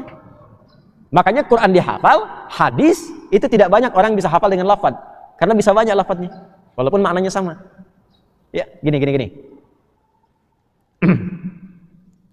Insyaallah hari Senin saya akan ke Bandung dan ada acara khusus di malam harinya yang memang undangan terbatas. Dah, saya sampaikan begini ya. Ini kan banyak nih, ya. Ada ribuan orang mungkin di sini. Keluar dari sini, coba Anda sampaikan lagi informasi dari saya tadi sesuai lafaz saya. Jangan cek YouTube. Pokoknya Anda langsung sampaikan. Hah? Kira-kira bisa nggak? Hah? Pertanyaan saya, lafadznya akan sama nggak? Tapi maknanya sama nggak? Kata Ustaz Adi. Beliau akan ada di Bandung hari Senin malam. Undangan khusus, gitu aja. Ntar saya pastiin dulu. Kata YouTube, cek lagi. Jelas ya? Nah, itulah hadis. Jadi ketika diriwayatkan, sama isinya, lafadznya bisa beda. Karena yang mendengar dari Nabi bukan 1-2 orang. Tapi ditelusuri siapa orang itu. Supaya benar kemudian informasinya dan orangnya tidak ada masalah. Jelas? Dan ketat sekali prosesnya. Nah, sekarang kita kembali ke sini, teman-teman. Saya bacakan dulu. Teruskan. Qauluhu hadzal hadits gharibun laisa fi kutubil hadits. Maka disampaikan bahwa yang selafat dengan ini tidak akan ditemukan di kitab-kitab hadis, asing, ya, asing. Kemudian waqala Sakhawi fil Maqasidil Hasanah, Imam Sakhawi terkenal sekali pakar hadis, ya, tahu tentang ilmu hadis. Beliau punya kitab namanya Al-Maqasid Al-Hasanah, halaman 486. Saya lengkap dengan halaman dengan semuanya. Ya.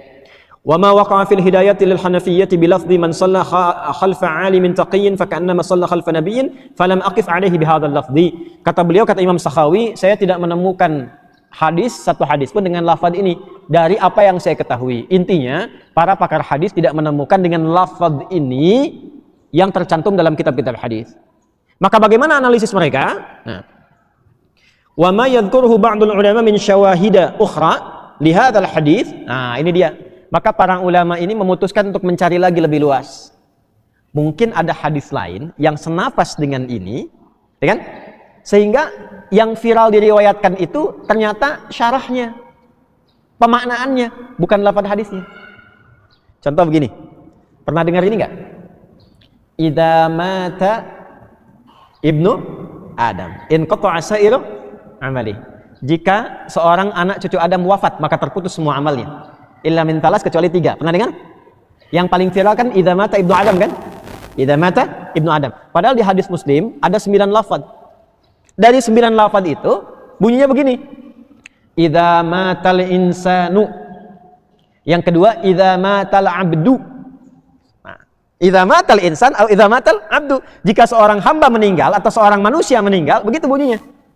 Dan ditafsirkan apa yang dimaksud abdu di sini? Ibnu Adam, semua anak cucu Adam. Untuk menunjukkan bahwa enggak ada manusia pun tinggal di bumi kecuali jalurnya tersambung kepada siapa? Adam alaihissalam. Karena enggak ada manusia kecuali keturunan dari Adam. Kalau ada yang membuktikan atau ingin membuat asumsi manusia berasal dari monyet, dari kera, ya silahkan saja. Itu urusan yang bersangkutan dengan teorinya. Tapi kalau mau digali, tetap ketemunya ke Adam. Ya, makanya disebut Bani Adam. 7 kali disebutkan dalam Al-Quran. Nah, tapi yang viral, idza mata ibnu Adam, bukan idza matal insan. Ya, Nah, nafasnya masih sama, maknanya sama. Cuma lafaz hadisnya yang ini, tafsirnya yang ini. Cuma yang viral tafsirnya. Kenapa? Karena tadi dasarnya itu hadis itu tidak menuntut dihafal lafaznya, tapi diketahui maknanya. Karena itu orang lebih paham dengan makna dan tafsir dibandingkan dengan lafaz. Berbeda dengan Quran, karena membaca Quran itu lafaznya ibadah. Setiap hurufnya ada pahala. Karena itu orang hafal sampai ke lafaz-lafaznya. Kalaupun salah pasti dibenarkan karena dijaga oleh Allah sampai lafaznya. Ya, secara singkat, apa lafaz hadis yang senafas dengan ini yang bisa kita pahami? Di antara hadisnya qala Rasulullah sallallahu alaihi wasallam, qaddimu khiyarakum tazku salatukum. Kalau Anda sedang menyusun salat berjamaah, qaddimu khiyarakum, maka dorong, majukan yang terbaik di antara kalian. Tazku salatukum, maka salat Anda akan lebih banyak perbedaan manfaatnya, lebih terasa khusyuknya, lebih selamat, lebih jernih, lebih baik rasanya. Maaf, kalau ada orang alim dengan abid, satu ahli ibadah, satu orang berilmu, kira-kira yang terbaik di antara keduanya siapa? Yang berilmu. Karena orang ibadah cuma taklid dengan apa yang dia dapatkan. Orang ilmu tahu bagaimana dia mesti beramal. Dan dia tahu tajwid, tahu tahsin, tahu hukum, tahu khusyuk, itu lebih bagus. Nah, orang yang terbaik dari yang baik itu disebut khiyar namanya. Khiyar. Dari kata khair jadi khiyarun, jamaknya akhyar. Jelas? Nah, Nabi ada hadisnya sahih yang ini, sahih. Nanti ditemukan di dalam kitab Al-Mustadrak karya Al-Imam Hakim An-Naisaburi di antaranya. Ya. Nah, siapa Imam Hakim Naisaburi? Nah, kita ngajinya lengkapi lagi. Adik, sampai jam berapa kita nih? Masih ada waktu nggak? Adik, kalau ngaji tuh begitu enak ya, kitab ini gitu. Ini kalau ada kitabnya nanti buka. Al-Azhar kalau ada perpustakaan begitu enak tuh, ya. Imam Hakim Naisaburi itu dari Naisapur, makanya Naisaburi. Al-Bukhari dari Bukhara. Beliau ini jenius. Beliau mengamati Imam Al-Bukhari itu kan imam hebat. Tapi namanya manusia punya ajal, meninggal juga. Nggak mungkin beliau mengumpulkan semua hadis dari Nabi. Kecuali yang bisa dijangkau oleh beliau sesuai ajalnya, sesuai kemampuannya.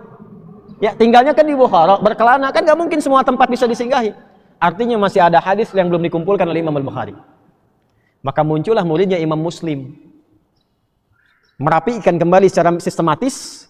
Makanya Al-Bukhari dengan Sahih Muslim itu sistematikanya sebetulnya lebih ketat Sahih Muslim, lebih mudah, lebih terukur. Karena muridnya, kan murid kalau melihat guru, ya kan, dilengkapi lagi kan. Tapi karena adab tetap didahulukan gurunya, martabat pertama. Makanya antum kalau jadi murid, walaupun lebih pintar daripada guru, tetap beradab. Beradab. Saya ketemu guru saya cium tangannya. Ya. Walaupun guru itu begitu hormat manggil ustaz, tidak, tetap kita cium tangannya. Anak-anak sekarang saya perhatikan tuh, Masya Allah, pintar sedikit sudah menghujat gurunya. Ya, salaman juga mau begini, kamu cium tangan. Padahal yang waktu kecil dia dirawat-rawat, diajarin alif bata dan sebagainya, Masya Allah. Udah dewasa, baru hatam sedikit, baru hatam Sahih Al-Bukhari, ya, sudah membid'ahkan gurunya misalnya. Nah, itu hati-hati, nggak berkah nanti. Syekh Nawawi Al-Bantani, kenapa diantaranya bisa sampai sekarang itu? Kitabnya digali sampai di Mesir dan sebagainya. Itu beliau kalau mau datang ikut seperti ini, muhadarah, pengajian, ikut ta'lim, itu sedekah dulu. Sedekahnya diniatkan supaya Allah tutupi beliau dari aib gurunya. Jadi akhirnya beliau yang dapatkan berkahnya aja, nggak peduli dengan aib gurunya, karena semua manusia punya aib. Ya. Nah, balik ke sini. Sampai mana tadi dong? Imam Hakim Naisaburi melihat Imam Muslim pun kan ada masanya. Dengan keterbatasan ajal, selesai Sahih Muslim, siapa yang meneruskan? Maka beliau mencermati metodologi Sahih Al-Bukhari dan Sahih Muslim. Dua-duanya dilihat. Ini bagaimana bisa meriwayatkan hadis? Syaratnya apa? Yang Sahih Muslim syaratnya apa? Ketentuannya bagaimana? Ini dahsyatnya. Dikeluarkanlah metodologi itu, diikuti oleh beliau. Disusulkan kepada metodologi keduanya. Dalam bahasa Arab, disusulkan, diikutkan, disebut dengan mustadrak. Maka diberi nama kitabnya Al-Mustadrak. Saya susulkan isi kitab saya kepada kitab Imam Al-Bukhari dan Imam Muslim, dan saya cantumkan riwayat yang belum diriwayatkan oleh keduanya. Maka kitab ini memiliki syarat yang sama dengan Al-Bukhari dan Muslim. Jadi ngajinya kita perluas. Apa di antara riwayat yang beliau sambungkan? Di antaranya ini. Ada beberapa, 2-3 riwayat. Ya. Di antaranya qaddimu khiyarakum tazku salatukum. Kalau mau salat jamaah, tampilkan yang terbaik di antara kalian. Maka salat kalian akan lebih selamat, lebih baik, lebih nyaman, lebih bersih, lebih khusyuk. Ini hadisnya sanadnya benar, tersambung ke Nabi. Apalagi misalnya, ini yang lebih panjang. In sarrakum an tuqbala salatukum falyummukum. Jika kalian merasa senang, merasa pengen bahagia, salat kalian diterima oleh Allah, potensi diterimanya makin tinggi, maka dahulukan yang jadi imam itu yang terbaik di antara kalian. Potensi diterimanya lebih tinggi, doa dikabulnya lebih tinggi, kan yang mewakili kita imam. Makanya kata Nabi, ya innama ju'ilal imamu liyutamma bihi fa qiraatul imam qiraatul ma'mum. Dijadikan imam untuk diikuti, bahkan bacaannya pun sudah mewakili bacaan makmum. Makanya di fikih Hanafi, kalau makmum pun diam, ini mazhab Hanafi ya. Mazhab Hanafi nih. Hanafi. Mazhab Hanafi. Kalaupun makmum diam cuma ngikuti imam, itu sudah sah salatnya. Ya. Nanti Imam Syafi'i lebih ketat, mazhab Syafi'i tetap dalam beberapa bagian mesti baca seperti Al-Fatihah. Mesti baca karena bagian dari rukun, ya. Tapi di mazhab Syafi'i kalau dengar pun diikutkan, maka diikutkan pada hadis ini. Innama ju'ilal imamu liyutamma bi. Makanya kalau pilih imamnya benar, Fatihahnya benar, awal sampai akhirnya benar, itu sudah mewakili bagian dari makmum. Kalau berdoanya benar, itu makmum dapat bagiannya. Makanya kata Nabi, kalau Anda ingin bahagia, salat Anda berpotensi besar diterima oleh Allah, doa dikabulkan, manfaat dapat banyak, maka qaddimu khiyarakum. Majukan yang paling baik, majukan yang paling bagus. Nah, siapa di antara yang terbaik yang bisa jadi imam selain alimin taqiyyin? Tuh. Selain orang alim yang bertakwa. Makanya ini sebetulnya tafsir dari hadis yang tadi disampaikan. Ya, cuma diperluas maknanya. Dalam bab apa? Dalam bab tentang ilmu dan ulama serta menghadiri majlis. Ini tafsirnya. Man shalla khalfa alimin taqiyyin fa ka'annama khalfa nabiyyin. Maka orang-orang yang salat di belakang alim, imamnya alim, bertakwa, dekat dengan Allah, maka seakan-akan salat dia di belakang Nabi, maksudnya di belakang petunjuk Nabi. Nabi yang nunjukin di hadis sahih. Ya? Itu maksudnya. Paham nggak? Paham ya? Ini jangan hukumi dulu. Ah, ini jangan ngaji kitab ini nih. Mau untuk palsu hadis yang nggak didapatkan. Iya, karena keterbatasan ilmu Anda nggak dapat. Tapi para ulama yang pakar mencari tahu hakikatnya. Gitu. Nah, ini kalau saya nggak sampaikan riwayatnya, nanti bisa salah untuk memahami. Jadi yang dimaksud di sini tafsirnya, maknanya. Siapa yang sholat di belakang orang imam yang takwa, alimin taqiyyin, maka berpotensi sholatnya banyak diterima. Bacaannya benar, doanya dijawab. Dan imam mewakili makmum. Bukankah imam duduk di antara dua sujud baca Rabbighfirli juga? Ya kan? Rabbighfirli warhamni. Itu kalau ikut hadis Nabi tadi, innama ju'ilal imamu liyutamma bihi. Imam itu dijadikan untuk diikuti. Fa qiraatul imam qiraatul ma'mum. Bacaan imam mewakili juga bacaan makmum. Antum dapat. Imamnya orang takwa, orang soleh, dekat dengan Allah. Dia berdoa, dikabulkan. Antum ikut ke situ. Begitu dia mengatakan Rabbighfirli, ampuni aku ya Allah. Diampuni, antum dapat. Saya dapat, kita dapat. Itu maksudnya.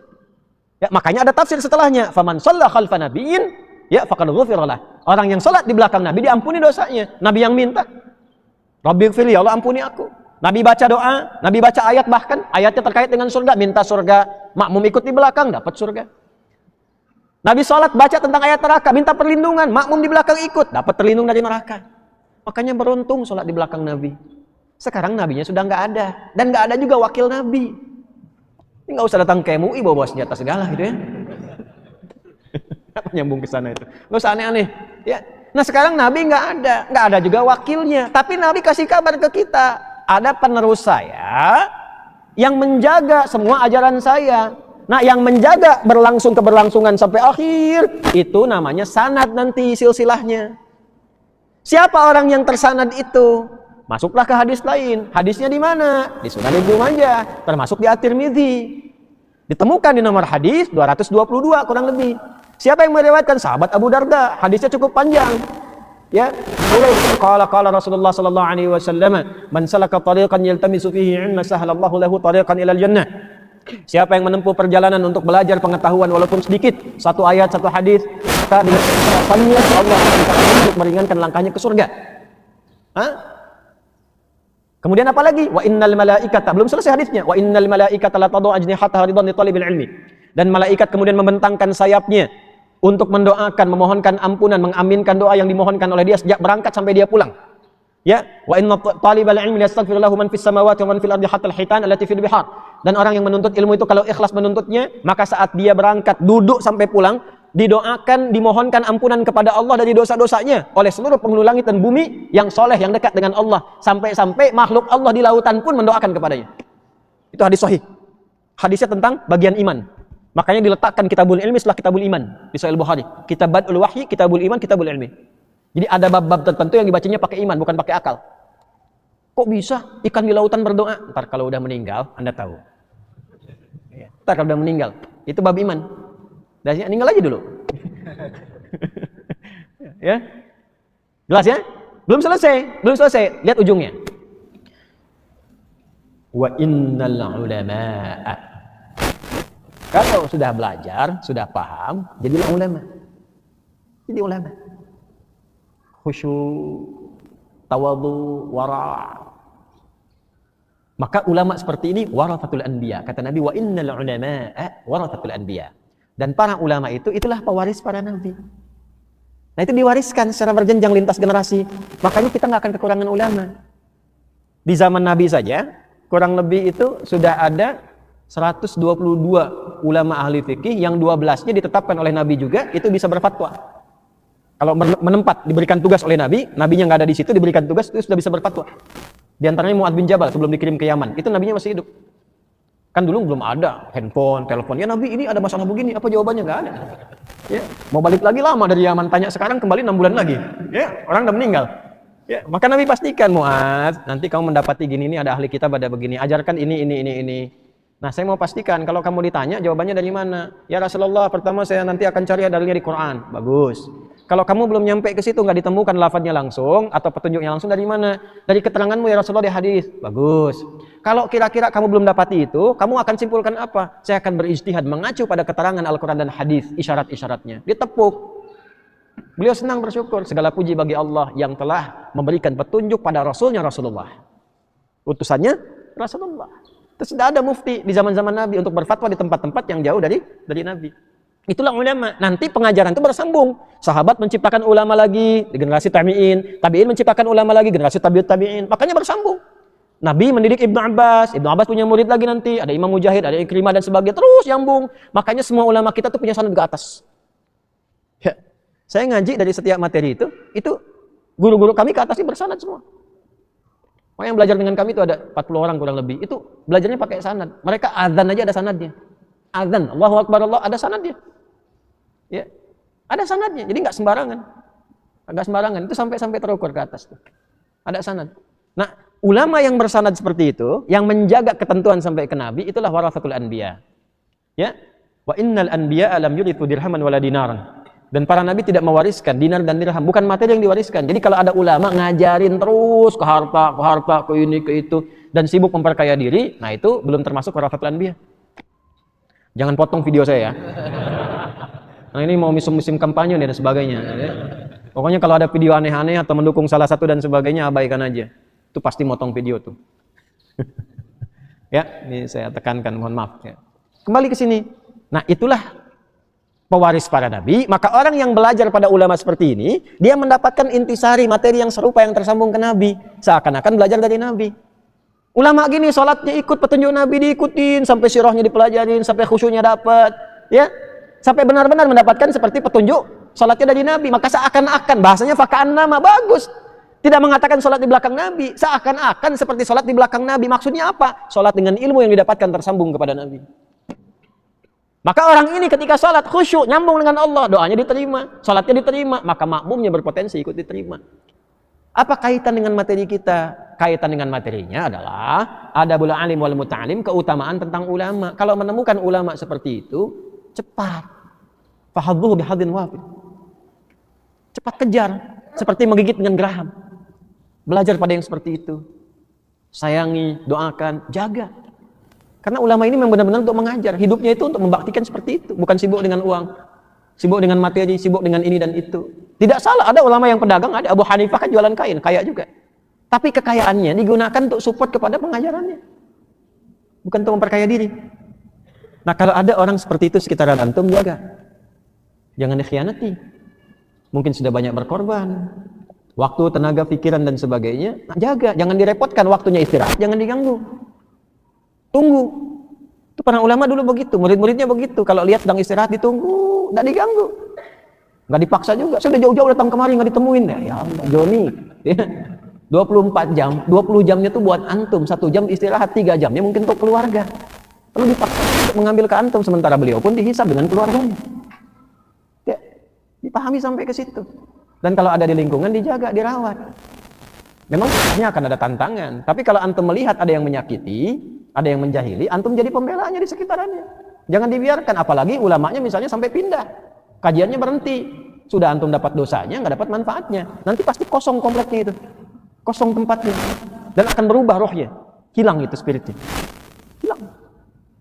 Ya, maka bertakwalah pada Allah Subhanahu wa Ta'ala. Kita mesti banyak berdoa, karena saya perhatikan pakar-pakar kita mulai berkurang satu-satu itu. Kembali kepada Allah. Ya, kemarin kan yang terakhir kita dengar Kiai Haji Ali Yafi, kan Masya Allah, Allah yarhamduh. Orangnya tawadhu, lisannya itu tidak pernah keluar satu pun yang berpotensi menyakiti orang lain. Halus, lembut, tawadhu, alim. Dan kita kehilangan satu-satu. Coba nama perempuan kita itu satu-satu. Dari guru kami tercinta, dan kami doakan Masya Allah Profesor Huzaimah Hidayatullah misalnya, itu kan perempuan luar biasa, pakar perbandingan agama, suaminya ahli usul fikih, kuliah di Al-Azhar 10 tahun tuh nggak pernah kenal macam-macam, cuman 3-4 tempat aja, perpustakaan, pasar, masjid, perpustakaan, kelas, kampus, ke pasar, dengan pulang ke tempat beliau kosan istirahatnya, ya, atau di tempat beliau kemudian tinggal, itu aja. Beliau nggak pernah kenal, cerita ke kami tuh nggak pernah tahu piramida, nggak pernah tahu sphinx macam-macam itu. Betul-betul dikontribusikan, dedikasikan dirinya untuk belajar, pulang-pulang mengajar. Termasuk salah satu mufti perempuan yang telah meninggal dunia. Kita kehilangan tuh, yang perempuan, yang laki-laki pelan-pelan gitu. Kita wajib untuk menyiapkan diri, generasi kita disiapkan karena tantangan lebih besar lagi. Sekolahkan anak antum untuk ke pesantren, belajar yang betul. Saya kan selesai, saya juga meninggal. Ya kan? Makanya kita kirimkan anak-anak kita belajar keluar, semampu kita biayai dan sebagainya. Ada yang di sini, ada yang keluar, ada yang belajar. Nanti bangun pesantren diwakafkan semua, dari tanahnya sampai ke semua. Saya meninggal sudah ada yang gantikan. Dan insya Allah lebih baik daripada kami. Programnya sampai S3 kita beasiswakan dan seterusnya. Belajar yang serius, sanadnya dikumpulkan semua. Ini saya juga mungkin lihat murid-murid di luar ini belajar yang serius. Ada yang di Mekah di Ummul Qura, ada yang di Madinah Jamiah Islamiyah, ada yang di Al-Azhar, ada yang di Sudan. Sebagian hampir semua dievakuasi sekarang. Ada yang di Tripoli, di Libya. Saya nggak pernah minta 1 sen pun, nggak pernah saya minta apapun, kecuali minta doakan supaya Allah ampuni dosa-dosa kita yang nggak nampak itu, nggak kelihatan. Nah sekarang tugas antum, ulama-ulama yang ada jaga, antum anaknya siapkan jadi ulama ke depan. Antum sendiri yang dari sekarang disiapkan belajar yang betul, yang rapi. Supaya apa? Kalau sholat bermanfaat, sholatnya khusyuk, ibadahnya enak, kondisi tenang, nyaman, dan kembali kita zamratul ulama. Kembali kepada Allah ya dengan kalangan para ulama dan dibanggakan oleh puncaknya dengan perjumpaan dengan Rasulullah sallallahu alaihi wasallam. Itu barangkali yang bisa kami sampaikan di pertemuan kali ini. Mohon dimaafkan kalau banyak ditemukan hal-hal yang kurang tepat, dan mohon juga bisa dikoreksi bila ada hal-hal yang penting untuk diluruskan atau diperbaiki. Kita bermohon pada Allah Subhanahu wa taala semoga pertemuan kita diridhai oleh Allah Subhanahu wa taala dan diberikan kesempatan kembali untuk mengaji bersama dalam kebaikan. Allahumma taqabbal minna innaka antas sami'ul 'alim wa tub 'alaina innaka antat tawwabur rahim. Allahumma ij'alna ya Allah lil mutafaqqihina fid din waj'al lana ya Allah isyrafan lil ulama'i rabbaniyyin al muttaqin. Allahumma rabbana atina fid dunya hasanah fil akhirati hasanah wa qina adzaban nar. Sallallahu alaihi wasallam Muhammad wa ala alihi wa sahbihi ajma'in. Wa akhiru da'wana subhanakallahumma wa bihamdika asyhadu an la ilaha illa anta nastaghfiruka wa natubu ilaik. Wa akhiru da'wana alhamdulillahi rabbil alamin. Sebelum saya tutup dengan salam, saya umumkan besok insyaallah akan diumumkan seleksi beasiswa untuk tingkat S1 sampai S2 ya, khusus untuk pendidikan ulama. Kerjasamanya cukup dengan banyak kampus. Nanti akan dibuka laki-laki dan perempuan. Nanti silakan lihat di Instagram, akan diumumkan insyaallah besok hari ya. Beasiswanya gratis sampai S3. Jadi kalau dari S2 ke S3 bisa, S1, S2, S3 bisa. Tidak ada bayar sedikit pun. Baik dari daftar sampai dengan selesai, insya Allah. Ya, syaratnya cuma 2, baik laki-laki atau perempuan. 1, hafal Quran 30 juz. 2, lancar bahasa Arab. Kalau memenuhi kualifikasi itu, silahkan daftar, nanti akan dibuka, nanti akan diseleksi. Dan itu khusus untuk mendidik ulama saja. Ya, khusus untuk mendidik ulama saja. Nanti ada program khusus juga, yang ketiga, bagi Anda yang sedang S3, ingin dibiayai dan dibimbing oleh para ulama di S3-nya, ada programnya. Tapi hanya untuk meriset Quran saja. Jadi nanti akan dikasih judul dari Quran semua. Judulnya dikasih, silakan diriset, programnya itu khusus untuk S3. Dari 1 sampai 5 tahun ya jangkanya. Dibiayai sampai dengan selesai. Dan risetnya akan dipublikasikan di tingkat dunia. Nah, kalau mau ikut silahkan. Syaratnya hafal Quran 30 juz dan bisa bahasa Arab. Assalamualaikum warahmatullahi wabarakatuh.